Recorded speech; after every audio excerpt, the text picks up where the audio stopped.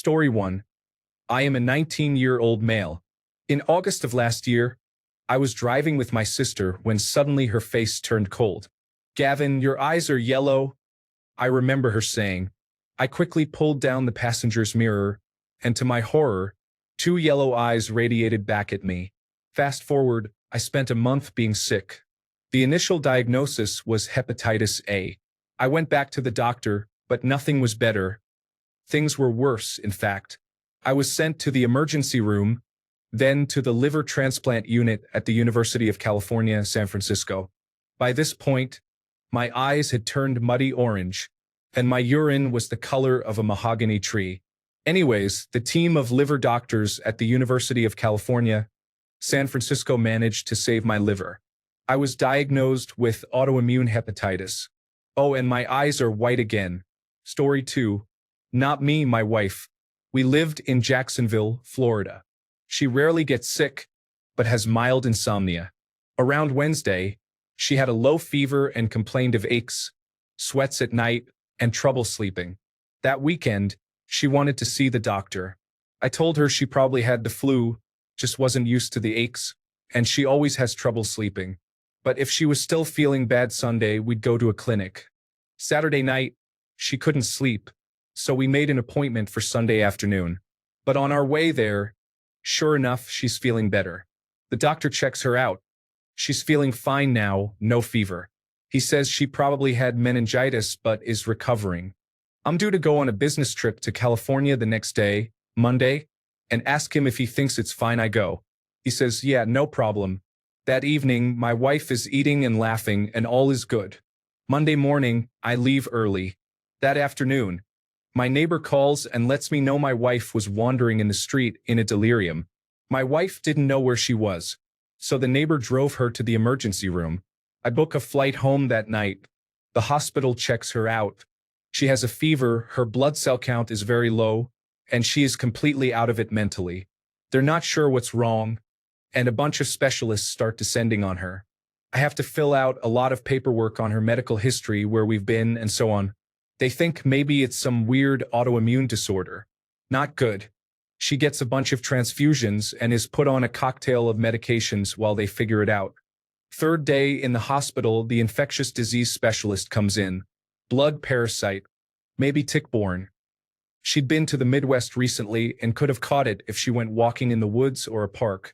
Next day, he comes in and has figured out the parasite. Why didn't you tell me she left the country? Huh? She hasn't. Well, she has malaria. Malaria? I thought you couldn't get that in the United States. You can't. You need to go home and bring me her passport. What the hell? I retrieve her passport. The Centers for Disease Control and Prevention come, do a whole case study on her, which they wouldn't release to us. Mosquito traps are set up around the neighborhood, and mysterious vans start driving by, spewing clouds of stuff. My wife stays in the intensive care unit for a week but recovers just fine. If you look at the 2010 Centers for Disease Control and Prevention Infectious Disease Report, you'll see a discussion of malaria and how the certain number of cases all are related to people recently returned from endemic areas, except for one woman in Duval County, Florida, who received it from a cryptic vector. Edit. In short, a neighbor found my wife wandering in the street, took her to the emergency room. Turns out she got malaria from a cryptic source. Found a Centers for Disease Control and Prevention malaria surveillance report from that year. Case 2. In November 2010, a woman aged 31 years sought treatment at a hospital emergency department for fever, severe headaches, nausea, vomiting, and malaise. She was admitted to the intensive care unit for severe hyponatremia, thrombocytopenia, tachycardia, borderline splenomegaly, and epistaxis. Both the hospital and Centers for Disease Control and Prevention confirmed a Plasmodium falciparum severe malaria infection with approximately 10% parasitemia.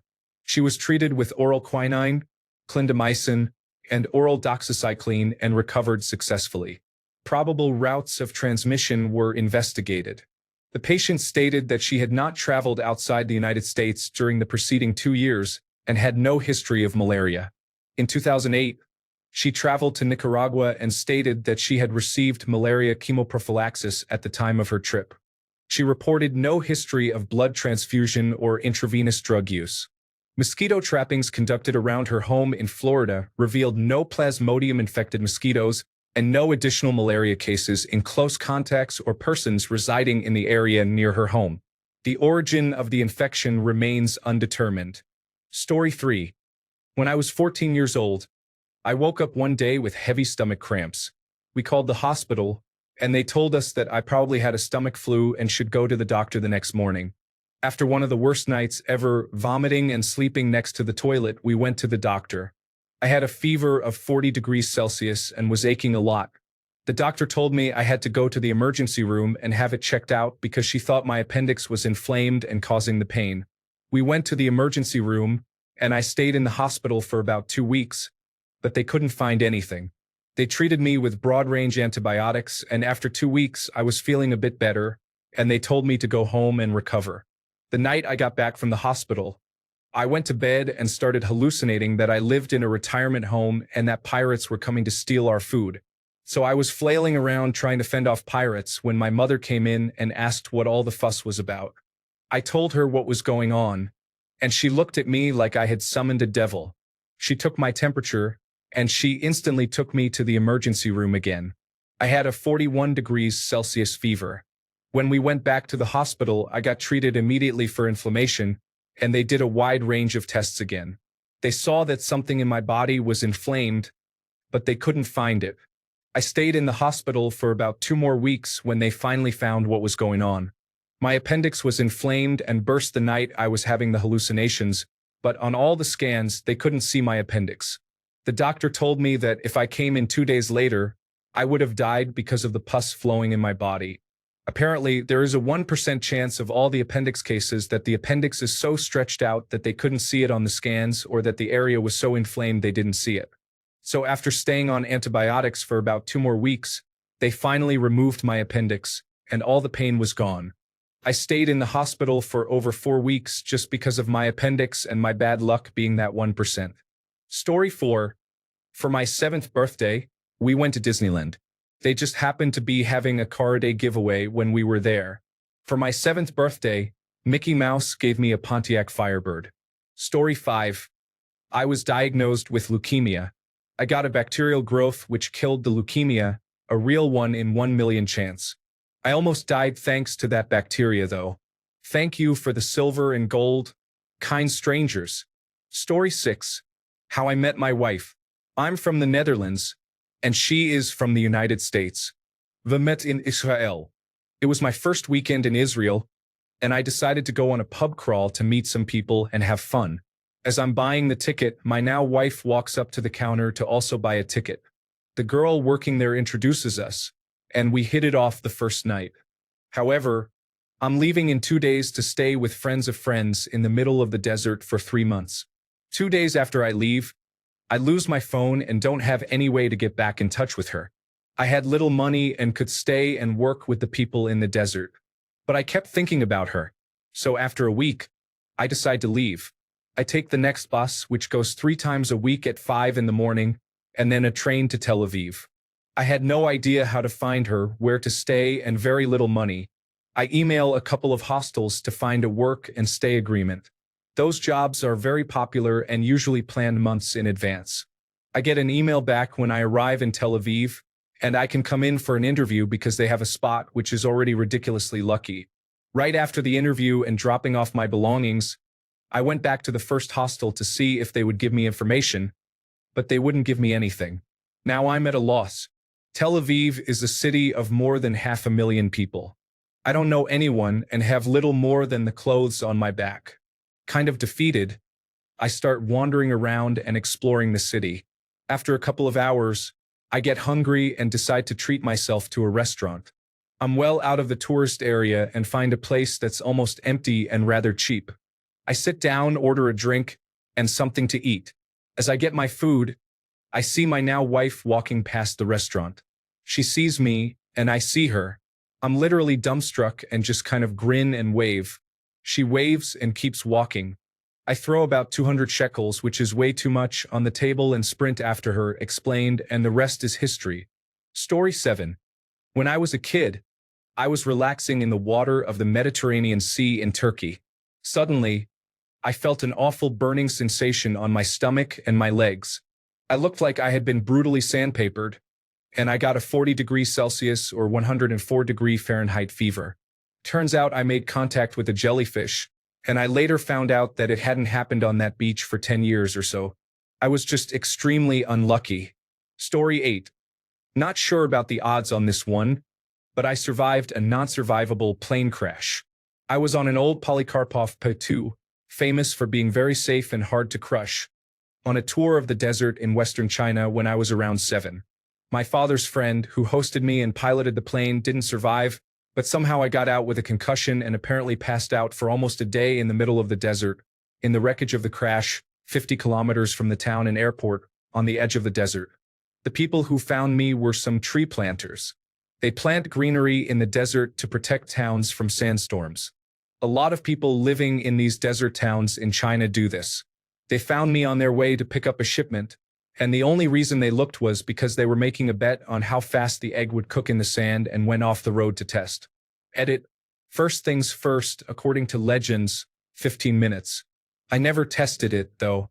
So, according to my dad, the theory that I might have lived was because the plane was mostly made out of fabrics and wood.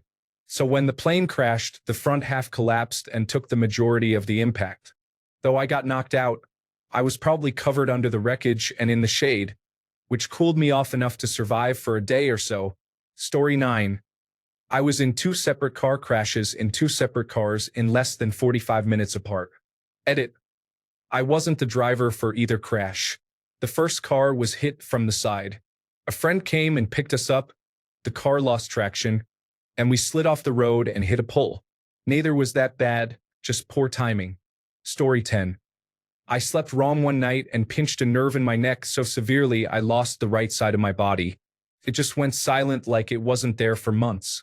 I woke up in the worst pain I have ever experienced and couldn't talk, move, or do anything.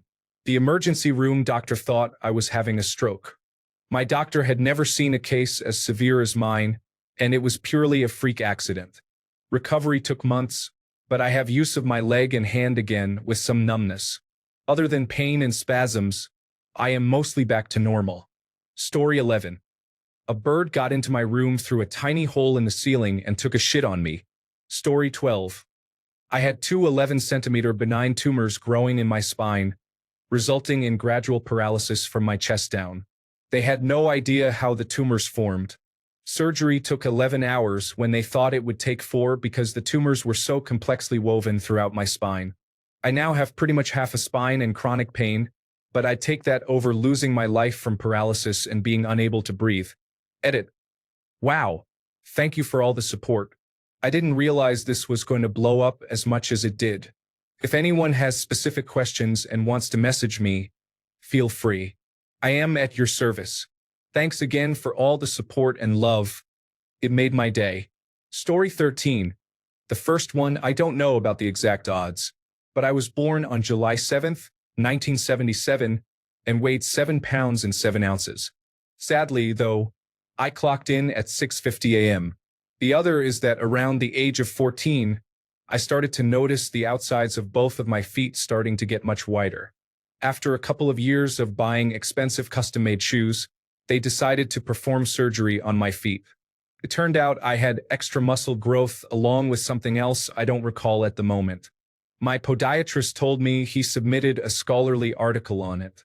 It may also have been genetic, as when my dad was 3, he developed an extra toe growing out of each one of his big toes. Story 14. When I was a teenager, I had just started working at the local Sears Auto Center Express lube shop. On day 1, I did a quick orientation and my first oil change.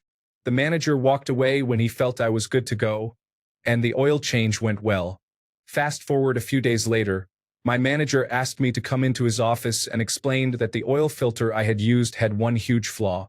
I didn't know what that was, and it turned out the filter was pressed on backwards into the filter can, and it wouldn't allow oil to flow in, damaging the motor. They had to purchase a new motor for the person, and I still kept my job. He said it was a 1 in a million chance that would have happened, and it did on my first oil change. Story 15. I was struck by lightning while talking on a landline. This was in the early 90s. Lightning struck the telephone line and traveled through the handset to my ear. My parents drove me to the emergency room. I couldn't talk very well. My brain knew what I wanted to say, but my mouth didn't want to say it. I had a terrible stutter. My doctor told me that I had a dose of good old-fashioned electroshock therapy. My speech was normal the next day, but I get a terrible headache whenever a thunderstorm comes through. Story 16. I have an unknown type of autosomal dominant centronuclear myopathy. My type is so rare that they haven't even seen it before. Getting diagnosed was a multi-year struggle. They pretty much had to rule out everything else. It doesn't feel great to be in this club by myself. Countless blood draws, MRIs, CAT scans, and a biopsy and genetic test. So far, it looks like my father and I are the only ones with it. Thank you, everyone, for all the kind messages and support. I really do appreciate it. If anyone is going through the struggle of getting a diagnosis, message me. I can't help with the diagnosis, but I can help with the feelings. As a researcher has pointed out, this isn't really rare. Just a type that hasn't really been seen in the population yet, meaning there are certainly more people out there, just not tested or diagnosed yet. In the future, I'll probably be 1 in 50,000 to 1 in 100,000. Sorry to make everyone think I was 1 in a million,